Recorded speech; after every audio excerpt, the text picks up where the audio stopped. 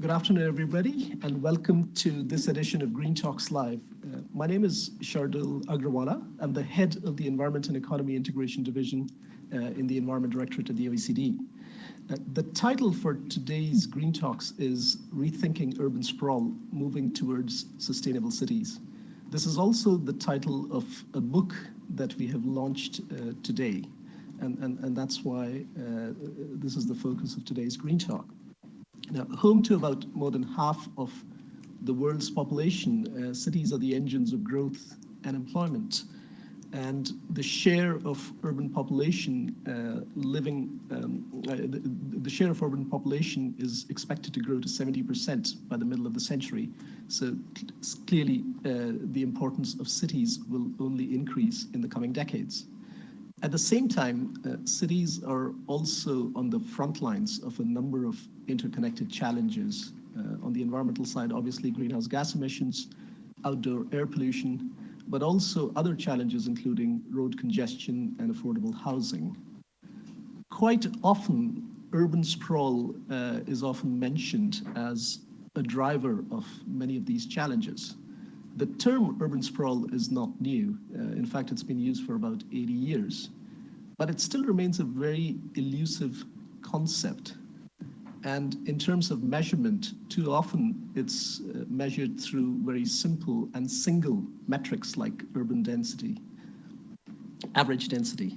So our book on urban sprawl, its main contribution is to offer a much more nuanced and multidimensional perspective on the various facets of urban sprawl. We develop this framework to define urban sprawl, and then we operationalize the framework to measure urban sprawl through indicators.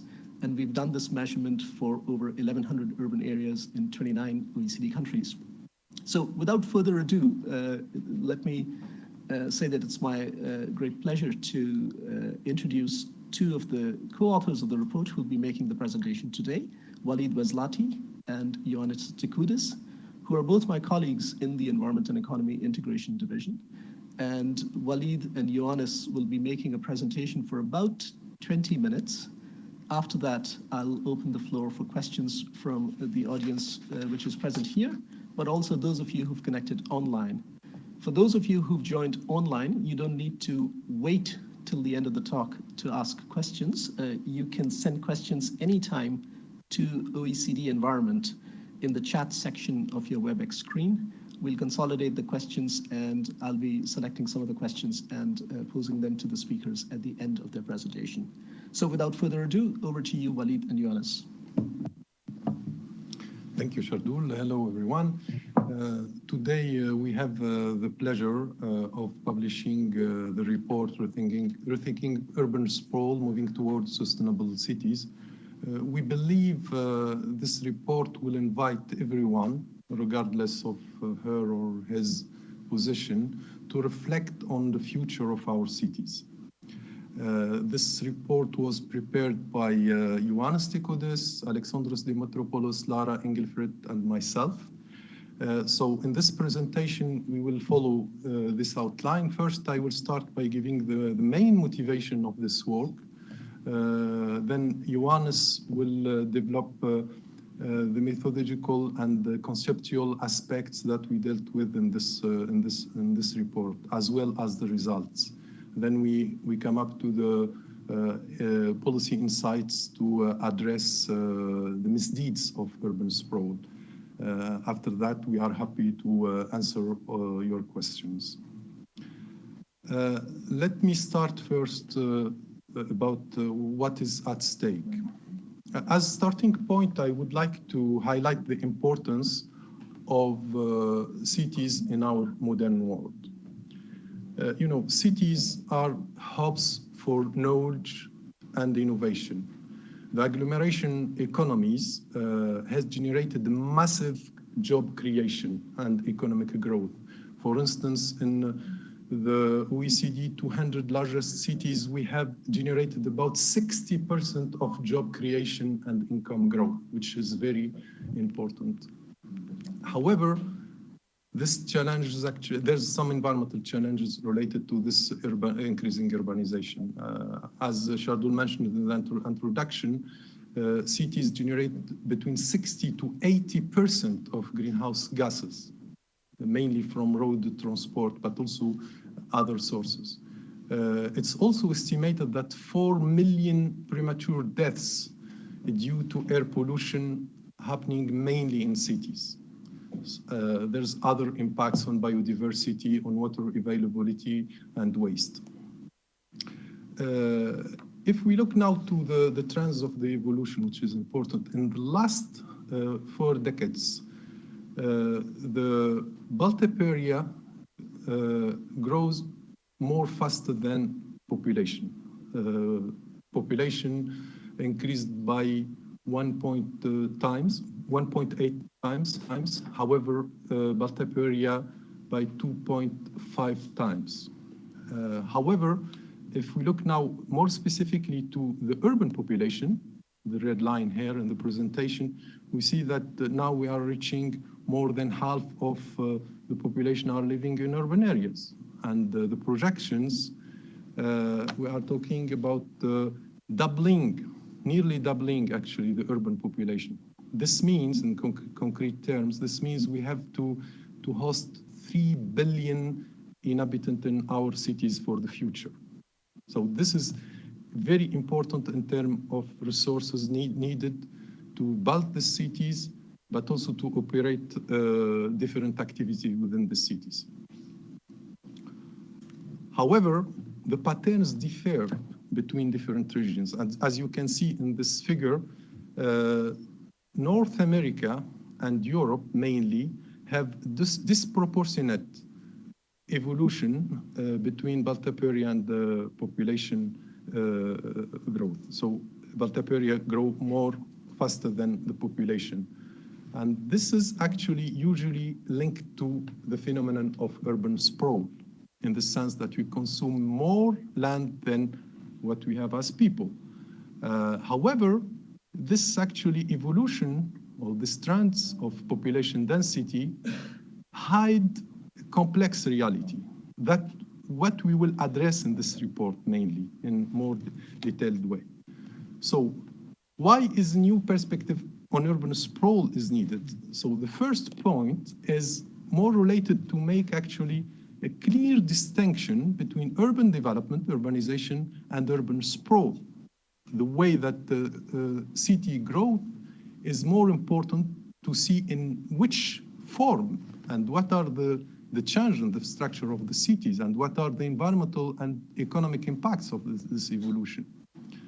There's also, among the different definitions that we have on urban sprawl, a confusion between the term itself and its consequences.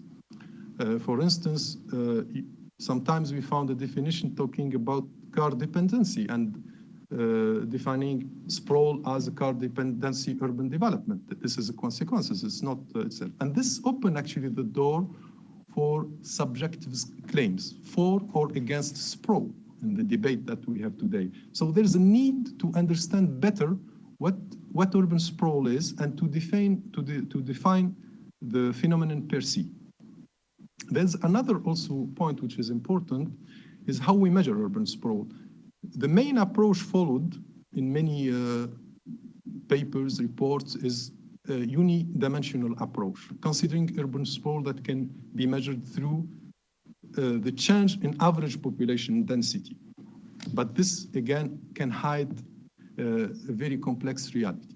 So in this report, we provide a new perspective on urban sprawl, first by providing a definition which takes into consideration multiple dimensions that Johannes will develop in a while.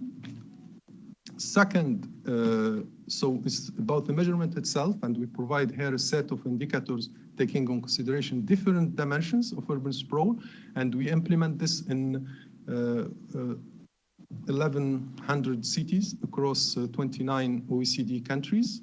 To the best of our knowledge, is the first study having this scope of measurement, which is giving a very interesting international comparison.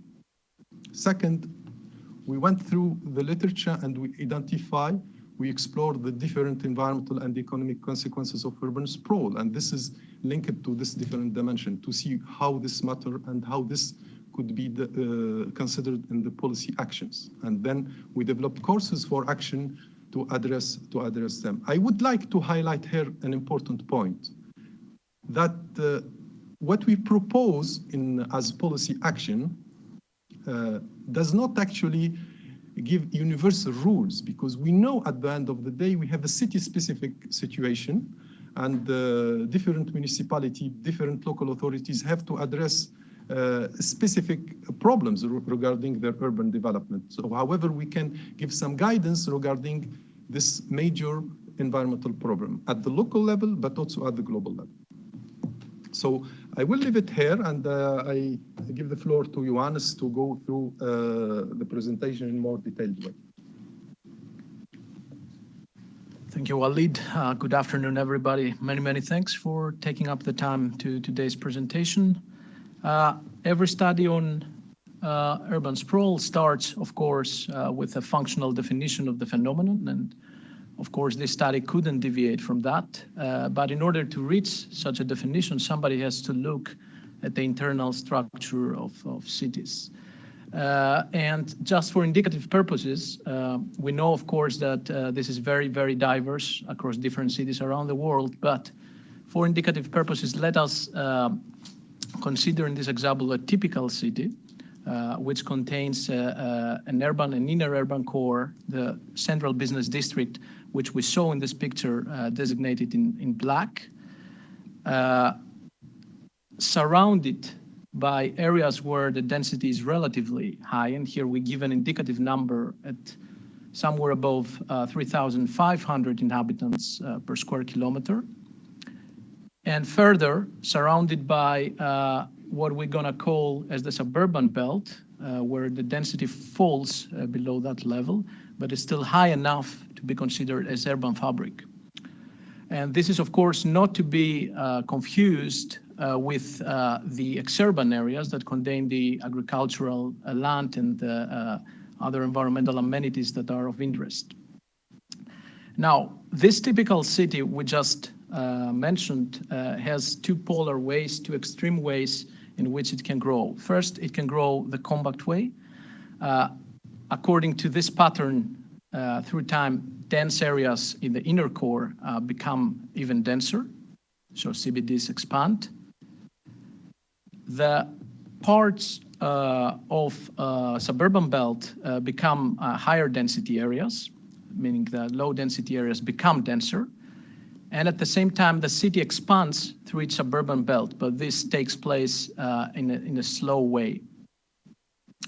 We are going to juxtapose this against what we're going to call the sprawled way, in which actually a city grows mainly through an expansion of its suburban belt.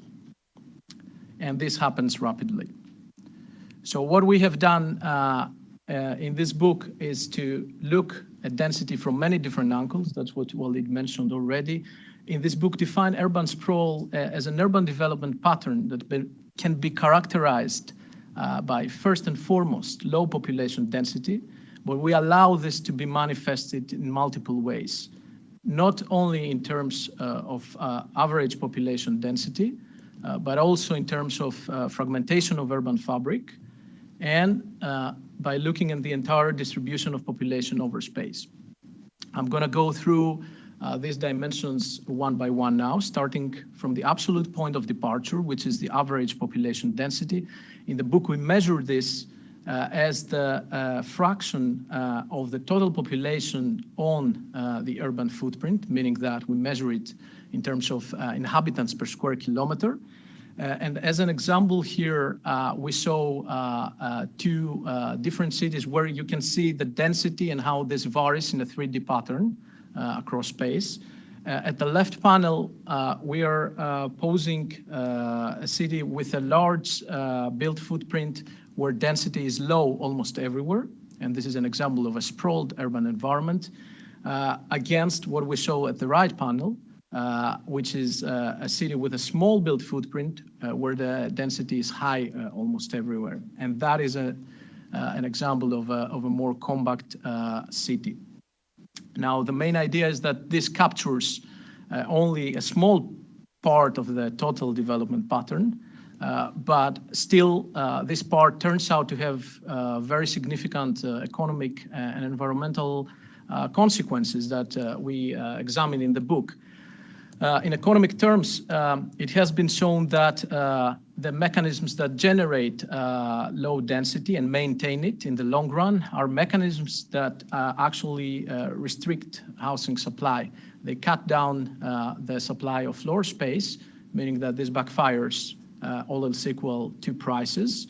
And this turns out to manifest itself in less affordable housing.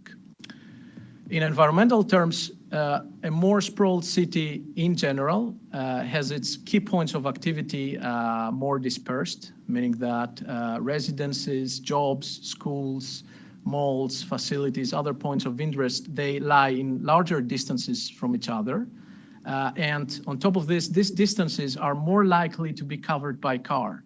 This is important. It is more likely to be covered by car because providing public transportation in such low-density environments costs more. And if you put these things together, what you get is car dependency, which in turn translates to more emissions. We will highlight this further using data from an old study by Newman and Kenworthy, which correlates actually the population density with the energy consumption. This study shows that cities in the US and Canada, which are in general of very low density, have a very high energy consumption when you compare these cities to their European counterparts. Actually, European cities have more or less double the density, and they consume 1/4 of the energy American cities consume. So there seems to be a nonlinear statistical relation between these two things, but of course this is to be interpreted with caution. It's just a statistical relation. It's not to be interpreted as a causal relation. Now let us go beyond average population density and let us look how the fraction of built areas hosting low density in a city is actually important. That is what I'm going to do in this slide, where we have put two cities that have exactly the same equal population, and they occupy the exact same urban footprint, meaning that these cities have the same average population density. But nevertheless, density varies in very different ways across urban environment in these two areas. And to see why this is important, you have to look at these cities from above. When you do that, you are able to see that actually the amount of urban land hosting low density levels is very different between these two cities. It's very low in the city at the left, and in the city where the density varies much sharper, it is much higher. Next is to see why this thing matters. It matters because providing sparsely populated areas with public services turns out to be more costly, meaning that either services there have to be provided with lower frequency or lower quality, or with the same quality but with very generous subsidies, meaning that this will backfire to larger public budget deficits. There is plenty of support in the literature for this. There is a recent study by Savage, which shows that over 70% of public transport operational deficits can be attributed to sprawl and also to this special pattern we just showed before. But something even more concrete here is an older study by the Real Estate Research Corporation. This goes back to '74, and it shows that the cost of providing schools, roads, and utilities could be more than 3 times higher in areas where the density is low. And of course, now the next question that pops up is how low is low? That's what we did next, was to look at the literature. We went back to the study by Newman and Kenworthy, which provides an indicative number at approximately 3,500 inhabitants per square kilometer. This is the first threshold we used in this study. We have two more. The one is 1,500, which is actually the threshold level used by the OECD to identify a city in the first place. And the other is 2,500, which is the number right in the middle. The study pays a lot of attention in the fragmentation of urban fabric. And of course, in a theoretical way, left panel again, how a city could grow in a continuous fashion in one or few patches. But what turns out to be in reality is that cities grow in a large number of urban fabric fragments. And that's what we do in this study. We actually measure the number of fragments of urban fabric per square kilometer of developed area. Fragmentation also matters in economic and environmental terms. In economic terms, it has been shown that more fragmentation means higher cost, especially in terms of provision of sewerage and water supply. A study shows that 10% more fragmentation translates to 0.3% to 0.6% more higher costs of provision. This may appear as a low number at first sight, but please keep in mind that this is the isolated effect of fragmentation. So it can happen even with low density. It's completely disentangled from the effects of density. It has also environmental repercussions. That is because when a city expands in a fragmented way in peri-urban areas, it can also fragment the ecological corridors in those areas. It can disrupt the continuity of natural habitats, which means that it may have an effect on biodiversity. In summary, in this book, we measure the average population density. We see how density varies within any given city in the sample. We identify the number of high density peaks that you can see in any given city, and the percentage of population that reside outside the centers as a measure of decentralization. We also measure the degree to which urban fabric is fragmented, the percentage of population living in low density areas, and the percentage of urban fabric occupied by areas of low density. We do that by using two data sets that together came to be known as the global human settlement layer. And actually, this is a state-of-the-art data source that was released by the JRC 2 years ago. It contains two main data sources. The one is a refined monitoring of all built areas around the planet with a remarkable resolution of 38 meters. That's what you see in the left, the rasters in the left. And the second is an estimate of population density, again, across the planet, and with a high precision of 250 meters. The dataset is compiled for 4 different time periods, 1975, 1990, 2000, and 2014. And in this study, we use the last 3 periods for our results.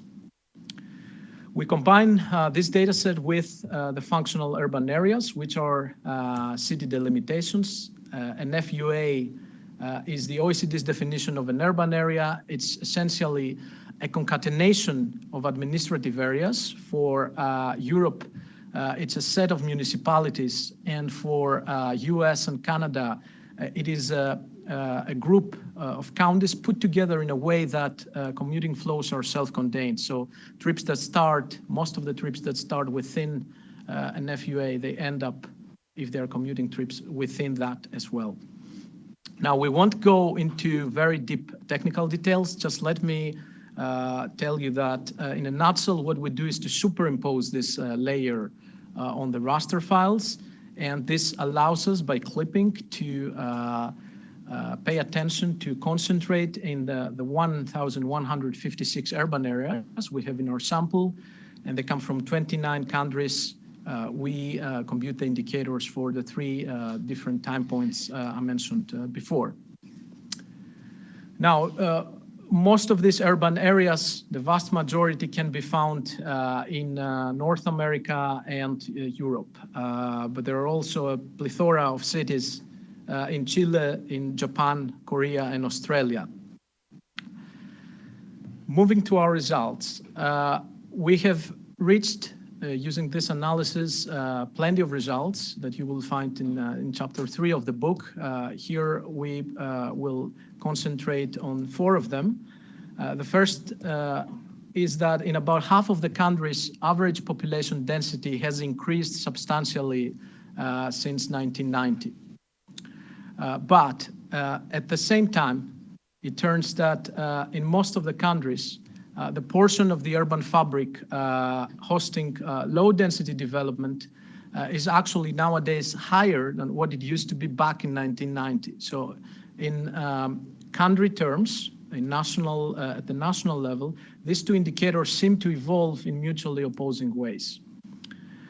When it comes to cities, we find that most of the OECD cities in the sample have become more fragmented since 1990.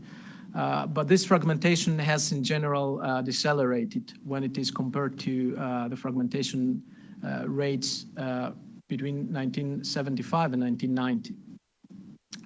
Finally, we identified some countries that rank relatively high in multiple dimensions of urban sprawl, which means that the policy recommendations that follow may be more relevant for them. When you look into this book, you will be able to find 3 types of analysis. The first one is country-by-country analysis, which we don't show here, but you will be able to find it in the appendix of chapter 3. There you can see how a country has evolved in terms of all indicators and the historical evolution of sprawl in that country. The second type of analysis is based on cross-country comparisons regarding the current state of any given indicator we have. And as an example here, we show, to illustrate that, the average population density. So what you see in this panel is a ranking of the countries. They are ranked according to the average population density in their urban areas, which you can see highlighted with a red dot. And this means that Korea, Chile, and Japan are the countries with the most dense urban areas. On the other hand, Slovenia, United States, and Canada have the most thin urban areas in terms of density. In the same panel, you can also see the range of values an indicator takes and the cities in which the indicator obtains its minimum and maximum value. The final type of analysis is again a cross-country comparison, but this time it is based on the evolution of an indicator over time. And again, as an example, we here show the average population density. Red dots represent the total change. Going back to what was mentioned right before, about half of the countries have their density higher nowadays compared to 1990. And you can see how this change can be decomposed between the separate changes that occurred between 1990 and 2000 and the period from 2000 to 2014. When you look to the exact same thing, but for the share of land allocated to low population density, it turns out that most of the countries nowadays have a larger percentage of urban land where density lies below very low levels, below 1,500 people per square kilometer. Okay, so here we have juxtaposed those two indicators in these panels. Now we're going to try to do the same, but from a city perspective. And one good example for that is Madrid. What you see in the left panel is Madrid 40 years ago, and the blue pixels show areas where the density was exceeding at that time point 1,500 inhabitants per square kilometer. Red dots show areas between 150 and 1,500, and gray areas represent the rural areas. What it turns out to have happened there is that the average population density in these 40 years went up by 48%, meaning that areas that were blue became even denser. Areas that were red became blue because they densified, but at the same time, the fraction of built area that is hosting very low density has actually increased. It increased from 36% to 43%, meaning that the red dots have grown in a faster pace compared to what you see in blue dots. When you compare this to Amsterdam, the story is opposite. Here, the two indicators evolve in not in a mutually opposite way. In fact, the average population density those 40 years went down by 41%. And the fraction of built area that hosts very low density, again, that is 1,500 we use here, increased from 43% to 57%.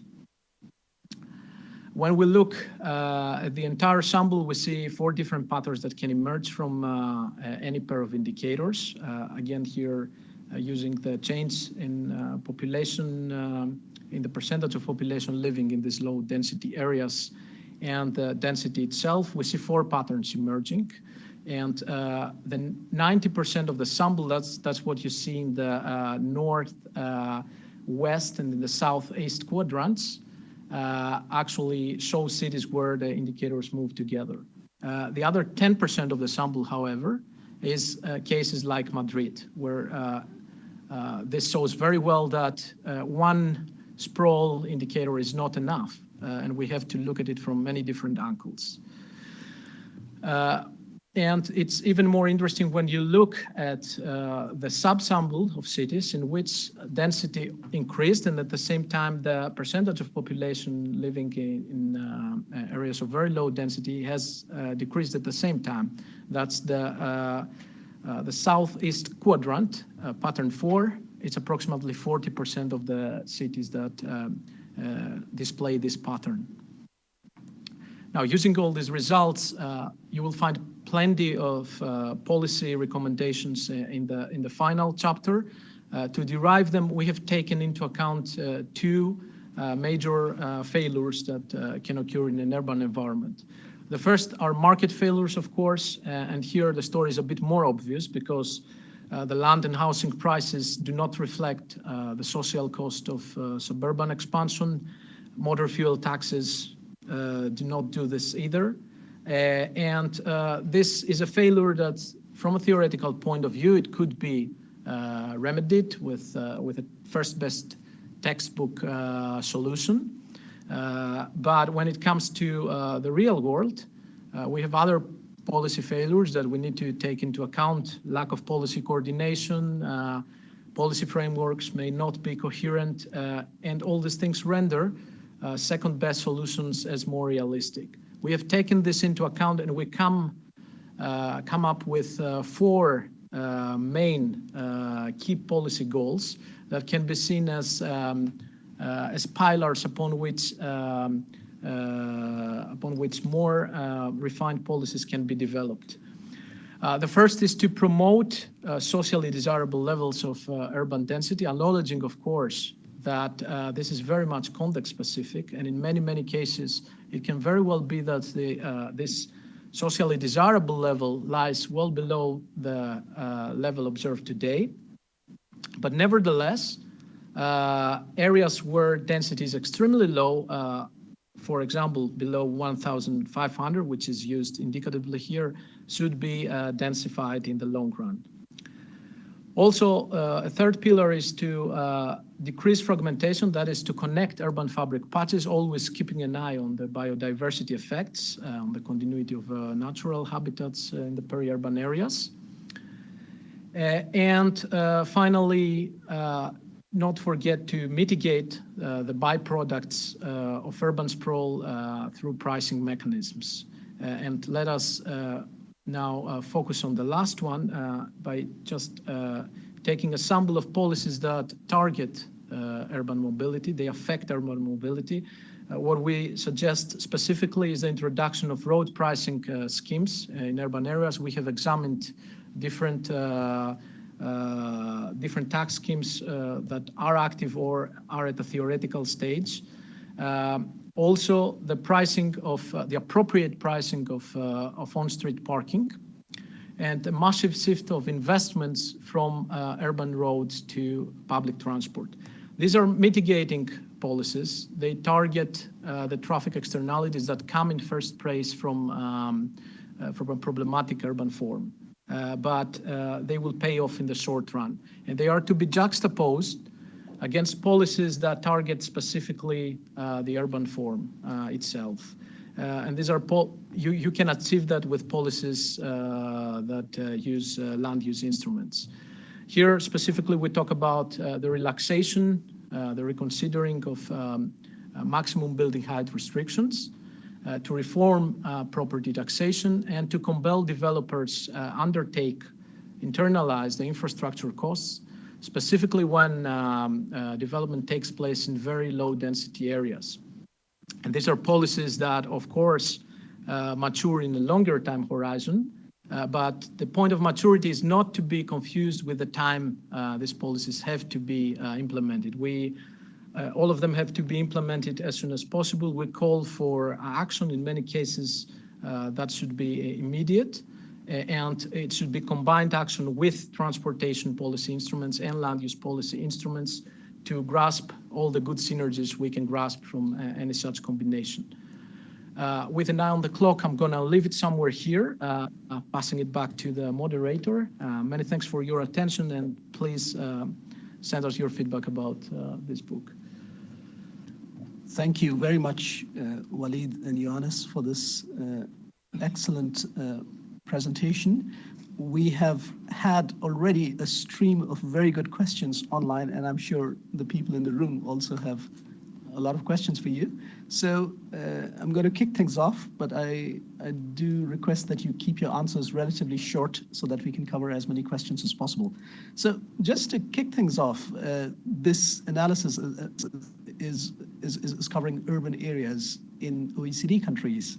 I mean, as you're both aware, a big global concern right now is urbanization patterns in emerging economies and other developing countries.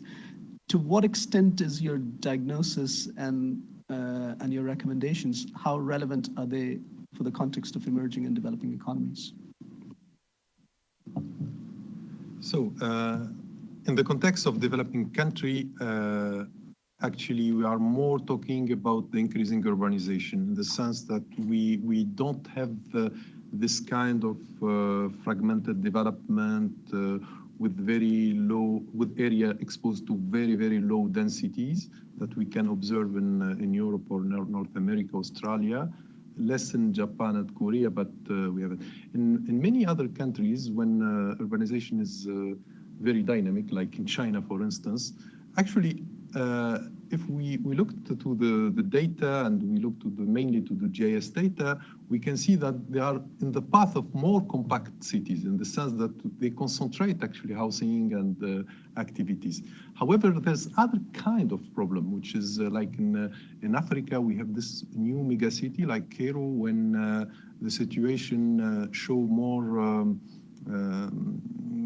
informal urbanization, let me say, because Cairo, they reached actually last year near 80 million inhabitants, and with the increase in one decade about 20%, which is in terms of urbanization is very important. We have other situation also in Africa. So we are not dealing with the same problem. It could be in some environmental impacts, important environmental impacts, but not related to this disproportionate between built-up area and population growth. Thank you. I'm going to put one more question that came in online, and then I'm going to ask a question from the room. There's one question which has come on the social dimensions of sprawl. the question that is posed is that you are, when you're discussing the implications of fragmentation and low density, you're talking about the increased cost of provision of public services, but that's just one aspect. What about the intensity and quality of social interactions or social preferences in terms of how cities develop and how sprawled or fragmented they are? Should the social aspect be an important consideration or not? Have you looked at that?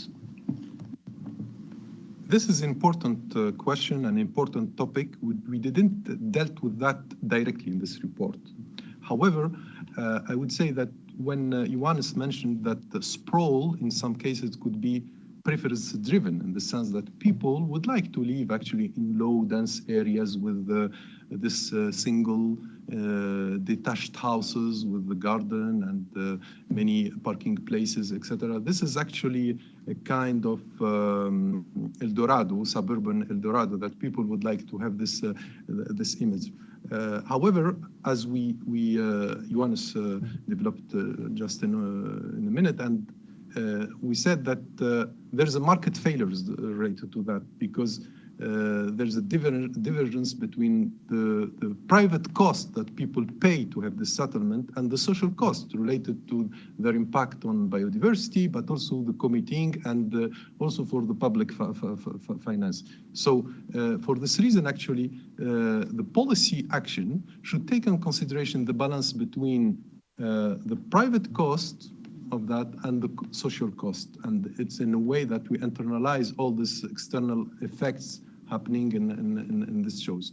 Cities, sprawled cities, may induce more social disparities, more, let me say, we use the term of gentrification in the sense we have some district with poor people and other districts with affluent people. So, and addressing urban sprawl, we believe it's a first step to reach actually inclusive cities. Thank you. Let me invite one question from the room. Tadashi, please. Thank you very much. Thank you for the very excellent presentation. And I have one just question about this multiple definition part, which is very interesting. So I have two questions. One is that to have different dimensions of urban sprawl, then naturally I'm very interested in which of the 4 or 5 different definitions are most, important or relevant to think about certain policy issues that, many cities are facing. Of course, it's very difficult and context driven, as you say. But having multiple definition means, leads to this question, which are more important than others, which are more, relevant. The second question is related to our urban teamwork on compact city. And it's somehow, we are approaching a similar issue, same issue from a different direction. Right? So in the work that we did in the compact city policies, we have defined sort of definition of compact city or compact urban development, which has a component of high density and the connectivity, and also sort of mixed urban functions within. So how do you think, how do you relate with your, your analysis with this compact city direction or approach? Thank you. Thank you very much for your 2 questions, and let me address them separately. So the first question was about the multiple definition part and which dimensions are the most relevant when it comes to economic policy and environmental policies. What we have tried to do in the book, and actually you will find that in chapter 4, is an extensive literature review about the consequences of urban sprawl. And what we have done there is to connect what we saw as a definition, meaning one by one the dimensions of urban sprawl, to separate consequences that we can find in the literature. The problem is, of course, that the literature is voluminous and it spans a very large number of scientific disciplines. It is a formidable task to do. However, we have, and you will see that when you look into the book, that we have identified effects that are actually validated from the literature. We have managed to link specific parts of the, as you saw also in the presentation, parts of the urban sprawl manifestations to car dependency, to emissions, to local public finance, to hydrological effects. We didn't show today the hydrological effects, but we have also filtered the literature for this as well, and the biodiversity. So when it comes to the relative importance in terms of a given city, it depends on which of these problems are more intense in that urban area. It's very much context specific. But let me say, building upon this, that in parallel to validating multiple effects in our analysis, we found also other things that were attributed to urban sprawl from previous studies that are not likely to be validated with a given literature. For example, one instance of this could be the effects on obesity, which correlates, of course, with urban sprawl, but this is because urban sprawl also correlates with car dependency. People don't have they don't have public transportation. They're usually family people that live in the suburbs. They are less likely to exercise and so on. It's not the effect of urban sprawl per se. It is the effect of car dependency. I will just close the first answer somewhere here. For the second, let me just say that we're at the same wavelength. Only one thing to mention here is that we actually don't observe the mixed use, because in our data sets we have satellite data with land cover, and we are not able to observe where jobs are. It would be very interesting to see where mixed land use takes place, and then it will be in much more alignment with the things you do. Thank you. Thanks, Yannis. There are a few questions that have come online which essentially address this nexus between technologies and technological transformation and what it might mean for sprawl.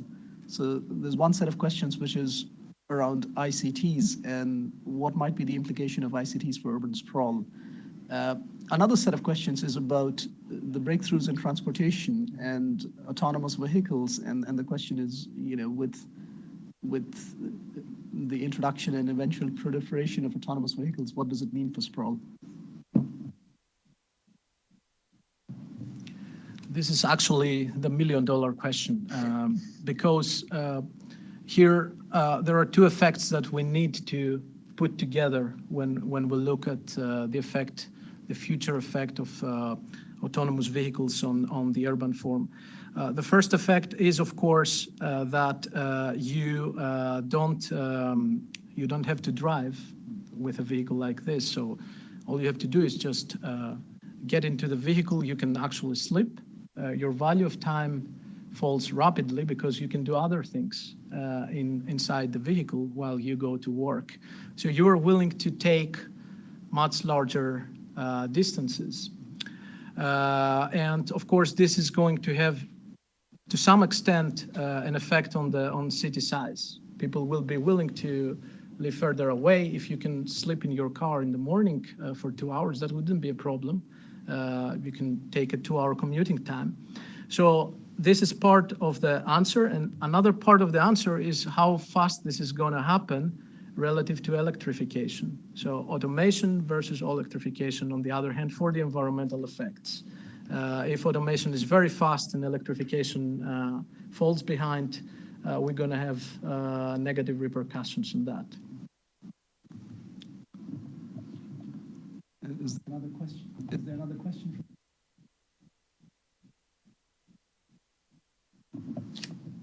Well, thank you very much. And yeah, definitely very, very interesting work of trying to see what really is like if we unbundle what we call sprawl. I had some early discussions with Walid and the team on putting together the work that the ITF and CFE is doing on accessibility, which I think can give a good perspective because it has some location of specific services and also some performance of the transport network, and also by different modes, how that accessibility would change. And so definitely, I think that we should pursue that.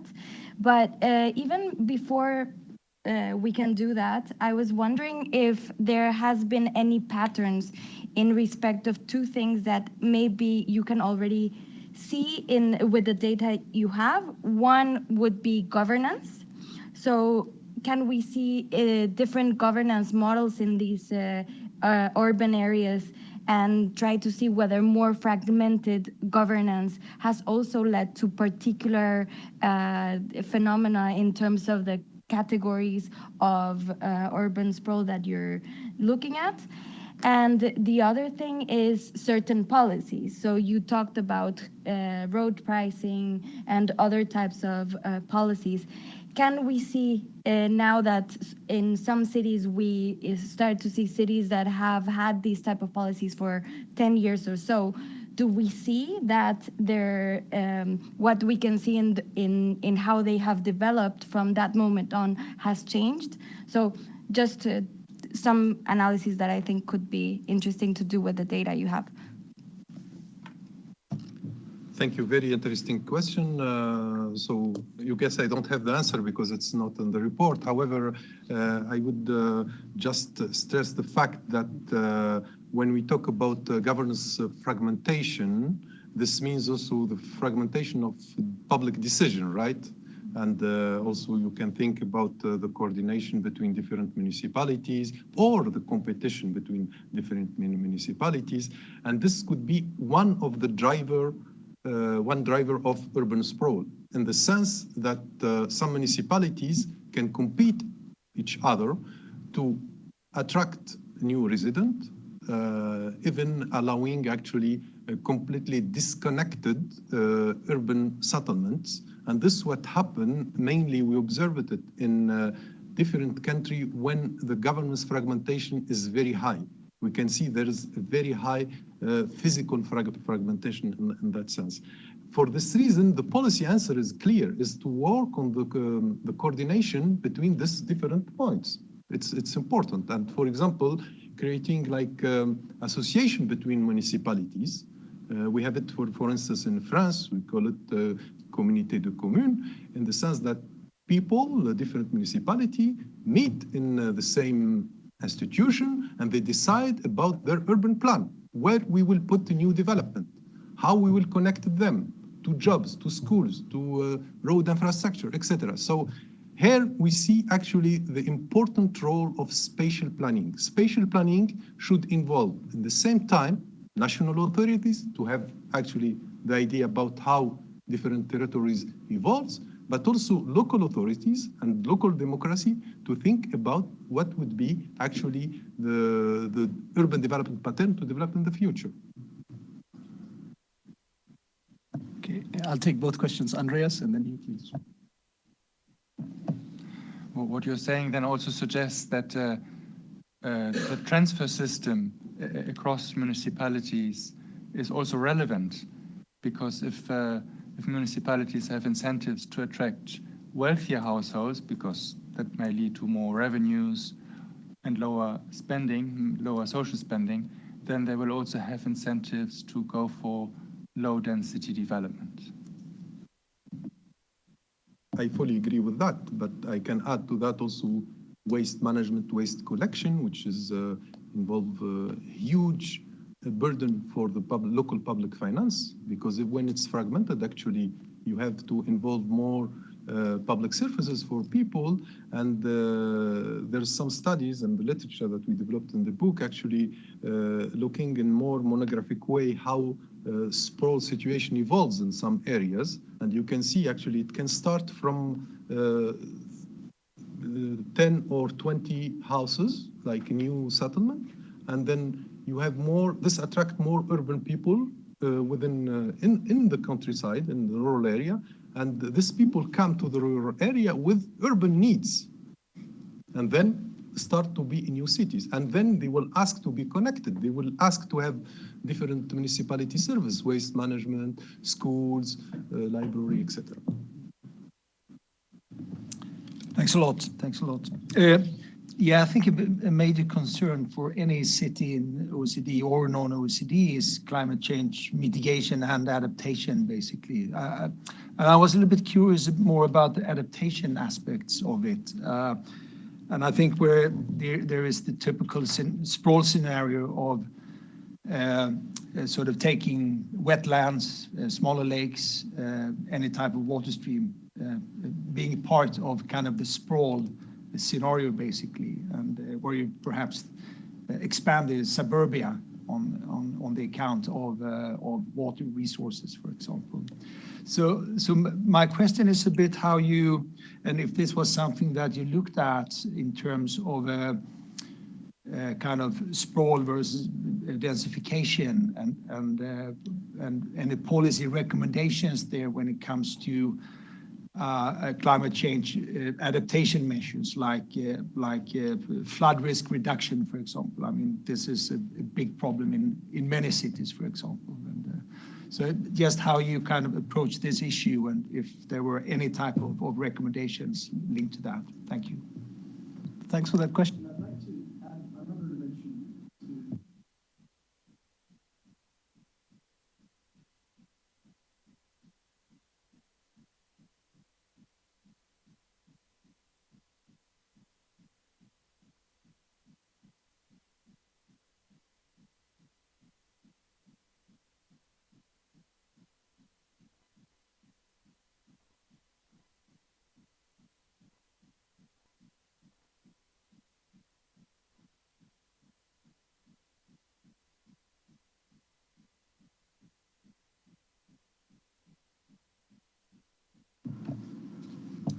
Interesting question. Actually, from our perspective, and this is it comes in the discussion even with the different delegates in our working party, we are not promoting the densification in absolute term. So we said when it's needed, when it's, and for that, actually, you are highlighting a very important point, Shardul, also regarding adaptation and exposure to risk. Natural risk, etc. When you densify, actually, in risky earthquake, for example, or tsunami or whatever, then you increase the risk, right? So the idea is not to densify whatever is the cost for that, just to densify when first we see that it's possible. This will not be harmful for example, ecosystems or habitats or etc., and to densify when you are sure that you will have a positive environmental outcome in terms of reducing, for example, emissions or etc. However, we densify also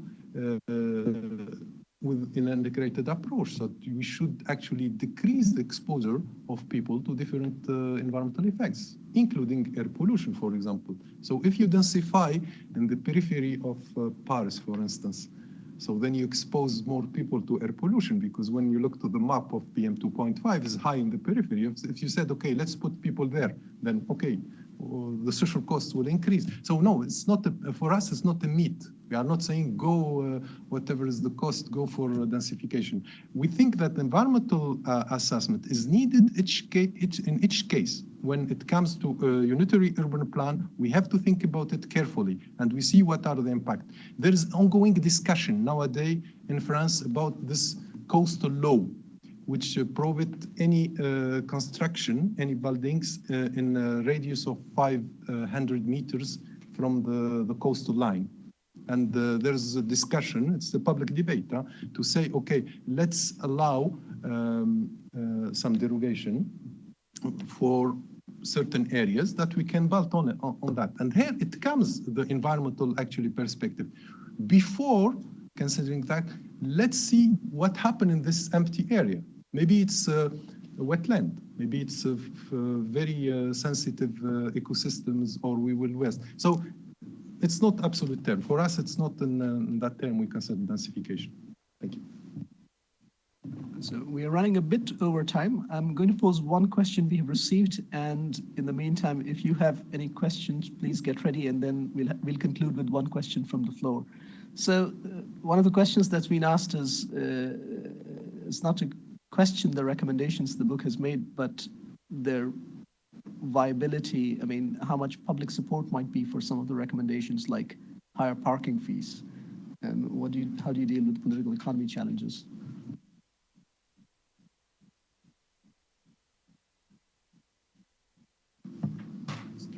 Okay, it's a tricky question, absolutely.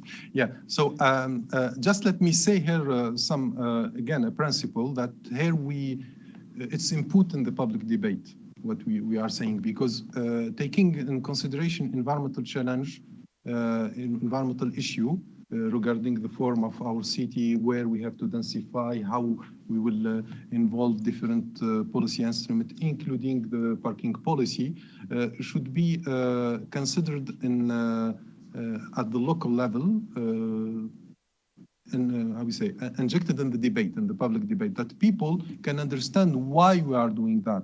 Because sometimes all this road pricing policy, parking policy, when we put a burden on different people from different income categories, and without explanation for that, and even without sometimes compensation. I think in the environmental economics literature, we developed actually many aspects regarding actually the distributional effect of any instrument that we implement. And here it's for all this spatial planning instrument, land use policies, we should have the same logic, in the sense we should take in consideration the distributional effect, whatever is the effect. So I don't have, Shardul, a clear and direct answer for that, but I will leave it for the local democracy to decide what they want.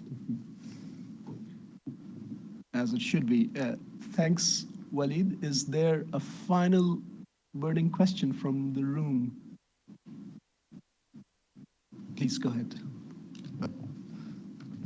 Yeah, sorry. It's just what is the institutional impact that you have in mind in order, one problem would be to increase efficiency in the provision of public services, but how urban sprawl is going to change the concept that we have of the distribution of powers across the different levels of institutions at the territorial level. Do you think that what type of challenge will it pose to that, and what reaction you have in mind eventually?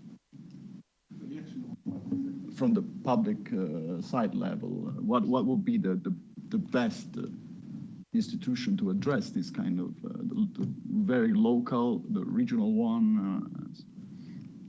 I think both national, regional, but also local in certain municipalities, etc. Because this depends on the governance system in each country, which is very, very different from one to another. Yeah, exactly.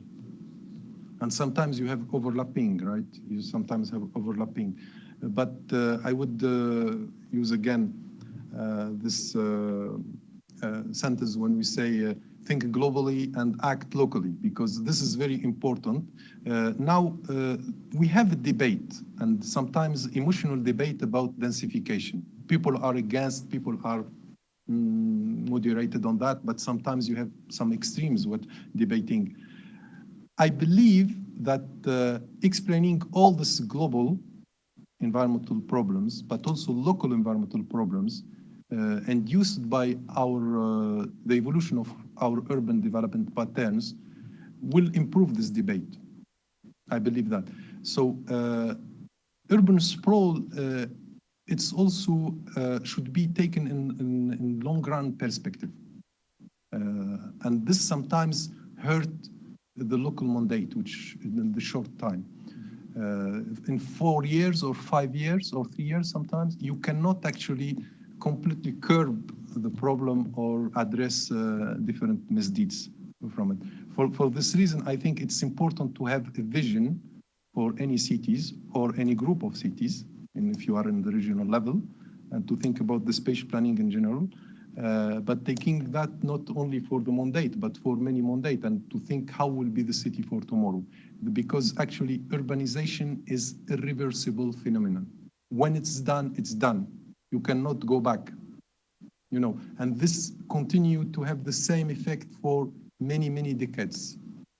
And if we are talking about climate change, and so we have to act here actually now to have the result tomorrow. Thanks very much, Walid. I'd like to conclude this session of the Green Talks now, and thanks again to both Walid and Ioannis for an excellent presentation, and thanks to all of the people in the room, but also those who have participated online for participating in the discussion. So thank you.